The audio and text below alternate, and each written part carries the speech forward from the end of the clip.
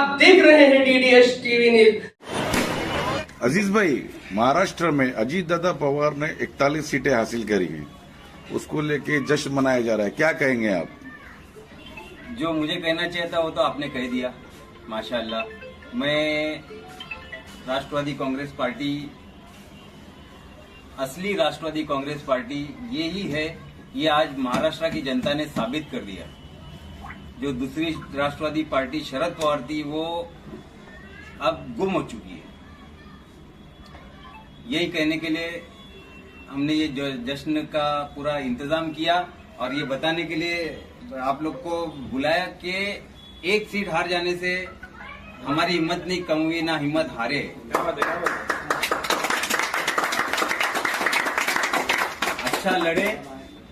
अच्छा लड़े हमारे नेता नजीब मुल्ला और उनकी टीम नजीब मुल्ला ने बहुत अच्छी जंग लड़ी, अच्छी लड़ाई लड़ी। हमने डिसेंसी मेंटेन किया। पूरे इलेक्शन में हमने कोई पर्सनल अटैक किसी पे नहीं किया। कोई क्या नारे लग रहे थे? कई नारे, हाँ बहुत से नारे लग रहे थे, मतलब गलत अल्फाजों का इस्तेमाल, गलत अल्फाजों वाले जो नारे लग रहे थे। आपने इतने दिन पूरा मीडिया ने कवरेज किया, पूरा इलेक्शन देखा होगा कि हमारी तरफ से कोई भी बदतमीजी नहीं हुई और ये इतने बदतमीज लोग ये आज साबित हो गया। ये ऑन वीडियो ऐसा करके दिखा रहे, ये बर्दाश्त नहीं होगा। इलेक्शन जीते हो और वो कैसे जीते हो अल्लाह जानता है। डराओगे तो डरेंगे नहीं, ये साफ मैसेज देने के लिए हम यहाँ आके बैठे कि डराना नहीं। इलेक्शन हमने अच्छे से लड़ा था, इलेक्शन खत्म हो गया, वहां पे इलेक्शन की लड़ाई खत्म हो गई। बाद में तुम बोलोगे कि इधर ऐसा नहीं चलेगा। खुलकर मैदान में उतरेंगे और फिर हम भी सत्ता 41 सीट के साथ में महाराष्ट्र के लोगों ने साबित कर दिया है कि राष्ट्रवादी अजीत दादा पवार वाली ही असली पार्टी है। हम तुम्हारे साथ हैं, हम तुम्हारे साथ हैं। अजीज भाई, एक तरफ महाराष्ट्र में इतना बेहतरीन जो है प्रदर्शन किया है एनसीपी ने, यहाँ मुमरा कलवा में कहाँ चूक हो गई आप लोगों से जो यहाँ पे आप लोगों को सेकंड नंबर पे संतोष होना पड़ा? देखिए, ये आपका बहुत अहम सवाल है और इसको बड़ी संजीदगी से मैं जवाब देना चाहूंगा कि यहाँ पर एक मुसलमान कैंडिडेट होने के बावजूद एक मुसलमान कैंडिडेट के खिलाफ क्या बोलते हैं उसको, गुस्ताखे रसूल का नारा चला। बहुत अफसोस की बात है, एक मुसलमान कैंडिडेट के खिलाफ उलमाओं के ऐलान आए, बहुत अफसोस की बात है। पार्टी कोई भी हो, आज देखो ना हाउस में कितने मुसलमान एमएलए पहुंचे। अगर ये सोच लेता मुसलमान यहाँ का कि नहीं हमारा मुसलमान भाई खड़ा है, आज 32,000 वोट हमको कलवा के हमारे हिंदू भाइयों ने दिया और हम उसको पार नहीं कर पाए मुमरा में। बड़े अफसोस की बात है, बहुत ही अफसोस की बात है। ये आने वाले 5 सालों में लोगों को मालूम पड़ेगा। जो आदमी यहाँ पर जीत के आने से पहले 180 करोड़ रुपए का बजट लाके मुमरा में और कलवा में डाल देता है, उस आदमी को यहाँ के लोगों ने सिर्फ कौम और मिल्लत के नाम पे नकार दिया। डेवलपमेंट के नाम की लड़ाई हुई नहीं। अगर डेवलपमेंट के नाम की लड़ाई होती तो मैं चैलेंज करता हूँ, आज भी नजीब मुल्ला साहब के साथ में कोई भी साहब हो XYZ, वो बैठ के खाली डिबेट करके दिखा देवे कि पिछले 15 साल से जो पैसे आए कैसे आए, पेपर वर्क के साथ में आज भी हम साबित करने तैयार हैं। यही वजह थी। बड़े अफसोस हो रहा है, टोरेंट जाने की बात थी, वादा किया है साहब ने कि मैं जीतूंगा तो टोरेंट हटाऊंगा। अब मैं बोलता हूं साहब, हमने आपको 6 महीना दिया, अब टोरेंट का टी हटा के दिखा दो, मान जाएंगे। अब इनको बहाना मिलेगा कि हमारी सत्ता नहीं इसलिए हम टोरेंट हटा नहीं सकते। तुमने वादा क्यों किया? टेक्निकल लड़ाई है, तुम लड़ सकते हो तो आपकी बात से अंदाजा ऐसा लग रहा है कि अगर टोरेंट हटाने के बाद अगर व्हाट्सएप करेंगे तो आपकी सरकार रोकेगी। देखिए, एक बात मैं साफ बोल रहा हूं, टोरेंट हटाने की ही लड़ाई थी ये। यहाँ का मुसलमान टोरेंट से परेशान है, गरीब मुसलमान टोरेंट से परेशान है। एक झोपड़पट्टी में 3,000 4,000 का बिल आ रहा है, वो टोरेंट के नैरेटिव को तोड़ा है उलमाओं के फैसले ने, जो नहीं होना चाहिए था। क्या वो उलमा आएंगे अभी ये गरीबों का बिल भरने, या वो उलमा बताए बोलेंगे व्हाट्सएप को ये गरीबों का बिल है, हम लोग अभी रोज 50 गरीब भेजेंगे उनके यहाँ पे कि इनका बिल का क्या है करके दिखाओ। उलमा बहुत एहतराम की जगह पे है, आज भी हम उनका एहतराम करते हैं, लेकिन जो राजनीति हुई ये गलत था। गुस्ताखे रसूल का साथी बोलकर जो बदनाम किया गया एक मुसलमान भाई को, ये सरासर गलत था, और ये उलमाओं ने किया, ये और भी गलत बात थी, ये नहीं होना चाहिए था। अजीत दादा पवार मुमरा शहर में आए थे तो कुछ उन्होंने वादे किए थे कि हमारी सरकार बनेगी तो वो वादे मुमरा और कलवा के लिए दिए जाएंगे। तो आप अजीत भाई के बाद उन वादों पे क्या राय रखना चाहिए? देखो, पहली बात तो ये कि अजीत दादा का वादा मतलब वादा है, खोखला नहीं। 15 साल से जो बोल रहा है, बोल बच्चन कर रहा है, जिसको खाली ये आता है दूसरा कुछ नहीं आता है, वैसा नहीं है, वो अजीत दादा है, समझे ना। अजीत दादा ने वादा किया था कि नजीब को जिता के लाओ, मैं 3000 करोड़ मुमरा कलवा को दूंगा, लेकिन मुमरा कलवा के लोगों ने नजीब को चुनकर नहीं लाया। बड़े अफसोस की बात है। जो लोगों ने नजीब भाई को वोट दिया ना, ये सब समझदार लोग थे, ये जज्बाती लोग नहीं थे, हिंदू मुस्लिम के लहर में बहने वाले लोग नहीं थे, कौमी डायलॉगबाजी में बहने वाले लोग नहीं थे, समझदार लोग थे।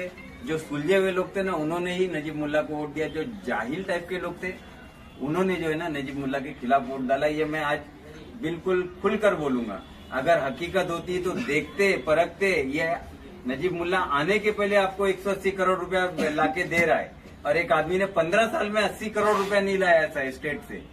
फर्क देख लेते और डेवलपमेंट के नाम पे लड़ते ना तो मजा आती। यहाँ पे बीजेपी, नामूसे रिसालत, गुस्ताखे रसूल, कौम, ये वो सब कर जो है ना पूरे मुसलमानों का दिमाग जो है ना खराब कर दिया गया। आज इंशाल्लाह हम लोग यहाँ है, हमारी एक नई टीम बनी है, टीम नजीब मुल्ला। हम पूरा मजबूती से अपोजिशन का रोल अदा करेंगे और इनसे काम करवाएंगे। ये अब घर में नहीं बैठ सकते, इनसे काम करवाएंगे, इनको करना पड़ेगा। ये 5 साल काम नहीं करेंगे तो हम करेंगे काम। आगे बढ़ो। मतलब टोरेंट का मुद्दा शहर में जारी रहेगा आगे?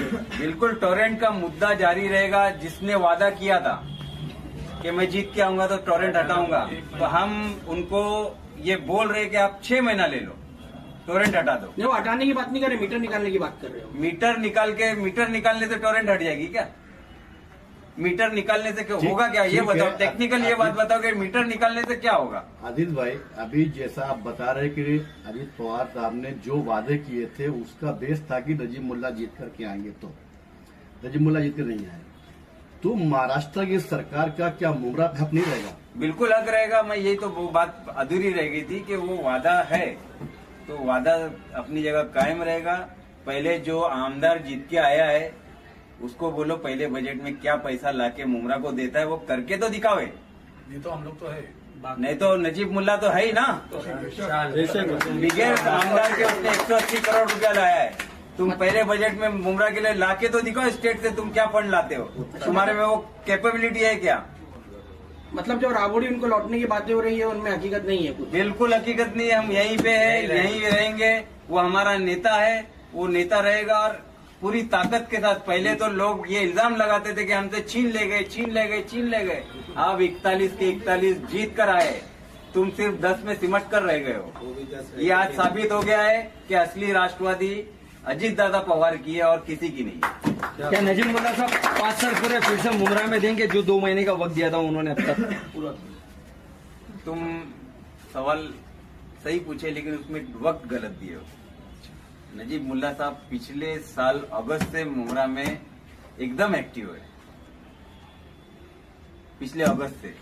और 5 साल की बात क्या कर रहे हैं? अभी 4-6 महीने में इलेक्शन है, कॉरपोरेशन का इलेक्शन है। हम पूरे दमखम के साथ लड़ेंगे और इसी नैरेटिव के साथ लड़ेंगे हम कि हम सत्ता में हैं। हमारे साथ सत्ता में जो भी है वो हमारा साथी है। तुमको वो लग रहा है कि बीजेपी है, ये है, वो है, तो हम तुमको ये बोल रहे हैं कि तुम्हारे साथ भी वो शिवसेना है जिसने मस्जिद शहीद की थी।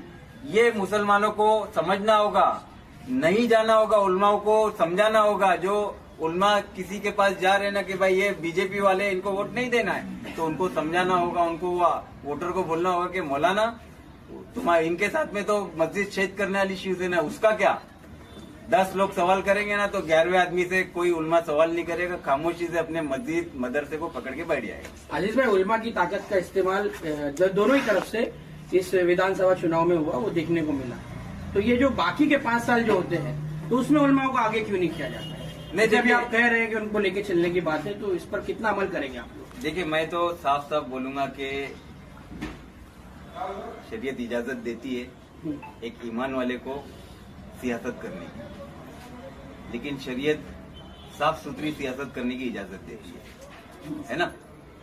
तो हर ईमान वाले को हक है कि वो सियासत करे, चाहे वो एक आम आदमी हो या कोई एडवोकेट हो, डॉक्टर हो, नेता हो या उलमा में से कोई हो। हर किसी को हक है सियासत करने का, लेकिन साफ सुथरी सियासत करे, शरीयत के दायरे में रहकर सियासत करे। तुम किसी पे भी गुस्ताख रसूल का इल्जाम नहीं लगा सकते एक ईमान वाले पे। गुस्ताख को तो फिर भी माफी है। जो जैसा मुन्ना भाई ने हमारे बोले थे, मुन्ना साहिब ने, कि अल्लाह की शान में जिसने गुस्ताखी किया उसको माफी तुम कैसे दे रहे हो। वोट हो गया, एक जहन बना चुके थे ये लोग 4 महीने से एमएलए एमपी इलेक्शन से बीजेपी, तो लोगों का जहन बना हुआ था। लेकिन मैं अब मेरे मुमरा कौसा के लोगों से ये हाथ जोड़ के बोलूंगा कि आइंदा ध्यान रखो, वोट देना है तो सिर्फ और सिर्फ डेवलपमेंट की बातों पे देना है, ना कि कौम मिल्लत की बातों पे देना है, ना किसी मौलवी या पंडित के बातों में आके देना है। अजीज भाई, आप बोल रहे हो कि गुस्ताखे रसूल के बारे में किसी की माफी नहीं है कहा ना, तो आपके ही यहाँ से ऐसा बताया जा रहा है कि जो अभी अवार्ड साहब की जो पिक्चर्स बना के जो वायरल की गई थी उनके साथ, रामगिरी महाराज के साथ, वो एक फेक वीडियो भी वायरल हुआ था। नहीं, उसका इससे कोई लेना देना ही नहीं है। उन लोगों ने ऐसा उसका इससे कोई लेना, आपकी तरफ से ही कहीं से ये वायरल, मैं बता रहा हूँ ना कि उसका इससे लेना देना है कि यहाँ गुस्ताखे रसूल की बात हो रही है, गुस्ताखे अवार्ड की बात नहीं हो रही है। नासिर आप खान भी तो सवाल गलत कर रहे हो। गुस्ताखे रसूल की बात चल रही है, गुस्ताखे अवार्ड की नहीं हो रही है। आपको ऐसा नहीं लगता कि नजीब मुल्ला को महायुति के जो उम्मीदवार थे, जो जिसमें बीजेपी के नीतीश राणे हैं, ये रामगिरी महाराज, और जो टुकड़े टुकड़े में जो बयान आता है इलेक्शन के दौरान, वो उनको भारी पड़ेगा? ऐसा नहीं लगता आपको? देखिए, मैं साफ तौर पे बोलूंगा कि कोई भी चीज भारी पड़े, मुमरा के लोगों को, मुमरा के यहाँ के रहिवासियों को, चाहे वो मुसलमान हो, हिंदू हो, सिख हो, ईसाई हो, उसको यहाँ के डेवलपमेंट से लेना। ये स्टेट की लड़ाई चल रही थी, ये सेंट्रल की लड़ाई नहीं चल रही थी। सेंट्रल की जब लड़ाई चली तो हम सब खामोश होके घर में बैठे हुए थे कि नहीं, आप लोग इस बात के गवाह हो। यहाँ स्टेट की लड़ाई हो रही थी। 15 साल के एंटी इनकम्बेंसी के खिलाफ एक नए कैंडिडेट को, एक नौजवान चेहरे को हमने सामने लाया था, ढूंढ कर लाया था, क्योंकि मुमरा में इस लायक कोई था ही नहीं। या जो यहाँ का एमएलए, उसने किसी को ऐसा इस लायक छोड़ा ही नहीं था, दबा के रखा हुआ था, हिम्मत करने वालों को दबा के रखा हुआ था। लेकिन अब एक मजबूत अपोजिशन आ गया है, इंशाल्लाह अब ये कुछ नहीं चलेगा। जो इशारों में उन्होंने धमकियां देके गए ना, मैं आपके माध्यम से बोलूंगा, धमकी नहीं देना। इलेक्शन खत्म तो इलेक्शन की दुश्मनी खत्म, अब धमकी नहीं चलेगी, अब एक्शन, हर एक्शन पे रिएक्शन होगा इंशाल्लाह। सुबह ही आप जब गाड़ी में जा रहे थे, जब भी आपका एक इंटरव्यू लिया गया, उसमें आपने यहाँ के एमएलए को मुबारकबाद भी दी, और आपके जो सहयोगी है नजीब मुल्ला, उनसे ताल्लुक से भी कुछ बात की उन्होंने, आपने ही बात की उससे। तो ये जो पूरा आपने प्रेस कॉन्फ्रेंस देख लिया, तो आप अब खुद कह रहे हैं कि नजीब मुल्ला टीम में है, तो अब नजीब मुल्ला भाई के साथ आगे बढ़ के आप शहर के लिए क्या क्या करने वाले और क्या चीजें करेंगे? देखिए, हर चीज एकदम क्लियर स्टैंड नजीब भाई का आपके सामने, उनकी टीम का है। एक लीडर पहला ऐसा हमारे शहर को मिला था जो इलेक्शन लड़ने से पहले, ये सबसे बड़ी बात और सच्चाई पूरे शहर ने देखा कि वो शख्स आने से पहले जो हमारे शहर के सबसे बड़े बड़े मुद्दे थे उसको हल करने की कोशिश की। ये अलग अजीज भाई ने पूरी बात रखी, अलग दिशा दी गई। आप देखिए कितना बड़ा मसला था कब्रिस्तान का, वो शख्स आपकी कब्रिस्तान को लेके कितना सीरियस था। उसने कब्रिस्तान के मसले को हल करने के लिए फंड लाया, और फंड लाने के बाद उस पर इंशाल्लाह काम भी होगा। आप ग्राउंड के देख लीजिए, यहाँ का जो बेसिक स्ट्रक्चर है, नौजवानों को जिस तरीके से नशे की तरफ 15 सालों से उस तरफ लेके गए थे, लेकिन नजीब भाई आने के बाद कम से कम नौजवानों को एहसास हुआ था कि वो उनके बारे में कोई सोचता है, क्योंकि कोई पीढ़ी तभी आगे बढ़ सकती है जब उनके बारे में सोचा जाए। नौजवानों के प्ले ग्राउंड के लिए जो फंड लाके दिया और जिस तरीके से कुछ लोगों ने उस ग्राउंड पे कब्जा करके रखा था, उसको भी निकालने का काम नजीबुल्लाह ने इलेक्शन लड़ने से पहले किया। तो ये सच्चाई है कि उसका पूरा एक ही सोच है कि सिर्फ बुमराह का डेवलपमेंट। कोई क्या कहता है उसकी तरफ हमें नहीं जाना है। बहकावे में शहर के लोग आए, लेकिन आज वो लोग अफसोस कर रहे हैं। मुझे कितने लोगों का फोन आया है कि जिस तरीके से एक नजीमुल्लाह की टीम और नजीमुल्लाह साहब खुद एक डायनेमिक आदमी काम करने का, उसका 22 साल का जो एक्सपीरियंस रहा थाना म्युनिसिपल कॉर्पोरेशन में, वो तमाम थाना के और इर्द गिर्द के लोग जानते हैं और जानते हैं कि काम करने का क्या सिस्टम है। और ये उम्मीद है, ये बात मैं इसलिए कह रहा हूं कि सारी बातें अजीज भाई ने रखी, लेकिन मेरा एक चैलेंज भी है, वो लोग होश में बिल्कुल रहे। अब शहर के अंदर जो हरकतें चल रही थी, जिस तरीके से शहर के नौजवानों को प्रेरित करके दूसरी दिशा पे ले जाते, अब हम नहीं ले जाने देंगे। इंशाल्लाह हम उसकी भी लड़ाई लड़ेंगे। नौजवानों के लिए जो खेल और ग्राउंड है जिसपे हम काम कर रहे हैं, फंड हम लाए हैं, हम बुमराह को बताएंगे काम किस तरीके से अपोजिशन में रह के कराया जाता है और करेंगे। दूसरी चीज कि जिस तरीके की हरकत हुई आप तो वो देख रहे हैं, इंशाअल्लाह वक्त 5 साल का जाने में वक्त नहीं लगेगा। नजीब भाई और नजीब भाई की टीम पूरी ताकत के साथ शहर के हर डेवलपमेंट के लिए खड़ी है, हर उन लोगों के लिए खड़ी है कि इंशाअल्लाह जिस उम्मीद के साथ हम आए थे और उसी ताकत के साथ हम रहेंगे। और बहुत मुबारकबाद देता हूं कलवा मुमरा के उन लोगों को जिन्होंने हमें वोट देकर हमें एक ताकत दिया है, और इंशाअल्लाह उसमें